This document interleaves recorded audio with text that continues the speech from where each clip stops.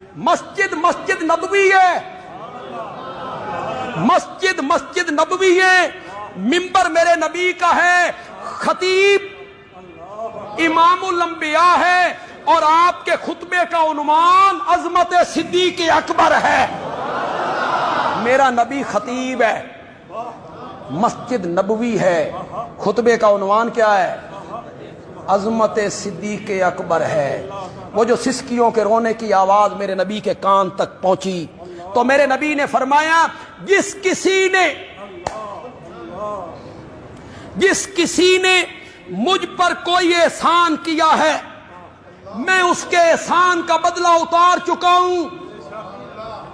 حضرت عثمان نے مجھ پر احسان کیے، میں نے ایک بیٹی نہیں 2 بیٹیاں اس کے نکاح میں دیں۔ حیدر کرار کے احسان ہیں، میں نے جگر کا ٹکڑا کاٹ کے اس کے حوالے کیا۔ جس کسی نے مجھ پہ کوئی احسان کیا میں اس کے احسانوں کا بدلہ اتار چکا ہوں، لیکن میں نے بڑا زور لگایا ابو بکر کے احسانوں کا بدلہ اتاروں، مجھ سے نہیں اتارا گیا، قیامت کے دن رب خود اتارے گا۔ واقعی ابو بکر کے بڑے احسان ہیں میرے نبی پر۔ آمن الناس بر مولائے ما، اسی کو میرے نبی نے کہا تھا امن الناس۔ علامہ اقبال نے بالکل حدیث کا لفظ لیا ہے، علامہ اقبال نے حدیث کے لفظ کو لیا اور یہ شعر کہے ہیں۔ حدیث میں یہ لفظ ہیں امن الناس، امن سب سے بڑھ کر احسان کرنے والا، الناس لوگوں میں سے سب سے زیادہ احسان کرنے والا، اسی کو علامہ اقبال صاحب نے لیا آمن الناس بر مولائے ما، بر مولائے ما کلیم اول سینائے ما، ہمت او کشت ملت راچو آبر۔ خدا کے لیے میرے اشارے کو بھی سمجھنا ہے اور ان لفظوں کو بھی سمجھنا ہے جو علامہ اقبال نے کہے، ہمت او کشت ملت راچو آبر، ثانی اسلام و غار و بدر و قبر، ثانی اسلام و غار و بدر و قبر، آمن الناس بر مولائے ما کلیم اول سینائے ما۔ واہ علامہ اقبال، اتنا اونچا اڑ گیا، اتنا اونچا اڑا ہے تو کلیم اول سینائے ما، سینا کوہ طور جہاں موسیٰ سے رب ہم کلام ہوا، پہلی مرتبہ موسیٰ سے رب نے ہم کلامی کی، کلیم اول سینائے ما، جو ہمارا سینہ ہے، طور ہے، ہمارے نبی کا کلام ہے، اس کا پہلا سننے والا ابو بکر ہے۔ کلیم اول سینائے ما۔ دوسرے شعر میں تو علامہ اقبال نے حد کر دی ہے، اس کا ایک بیک گراؤنڈ ہے۔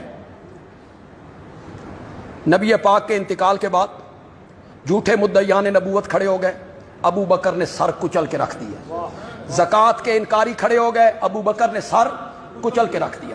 رومیوں کی طرف لشکر جانا تھا، سارے صحابہ کہتے تھے نہ بھیجو، ابو بکر ڈٹ گئے، جس لشکر کو میرے نبی نے بھیجا تھا میں اسے نہیں روکوں گا۔ رومیوں کے خلاف لشکر کشی، جرأت ملی، مخالفین دب گئے۔ مسلمانچ بڑی قوت ہے، اے محاذوی تے، اے محاذوی تے، اے محاذوی۔ مسلمانوں کو حوصلہ ملا۔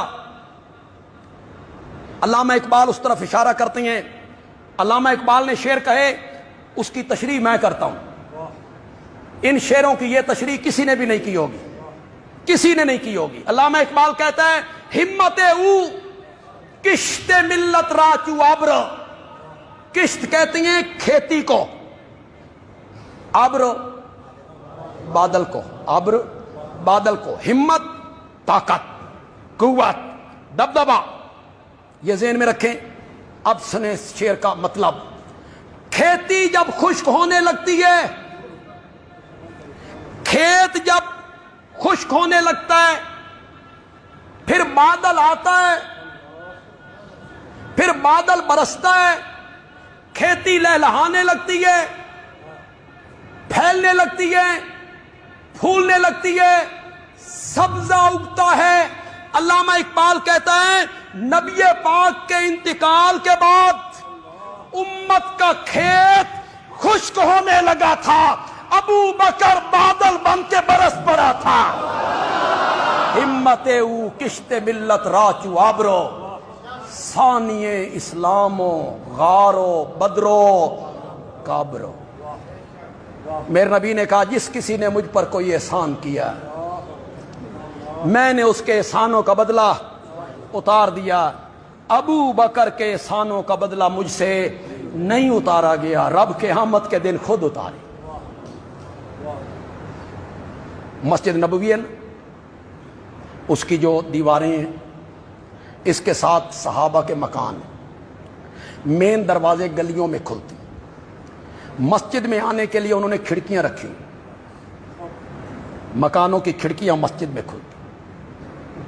بخاری میں اسی خطبے میں میرے نبی نے ان کھڑکیوں کی طرف اشارہ کیا، لا تبقین خوخۃ فی المسجد، یہ ساری کھڑکیاں بند کر دی جائیں، کسی مکان کی کھڑکی مسجد کی طرف نہیں کھلنی چاہیے، الا خوخۃ ابی بکر، ایک گھر کی کھڑکی کھلی رہے گی اور وہ کس کا گھر ہوگا؟ اس تقریر سے تو پتہ چلتا ہے کہ میرے نبی جو تحریر لکھوانا چاہتے تھے اس میں خلافت کس کی لکھوانا چاہتے تھے؟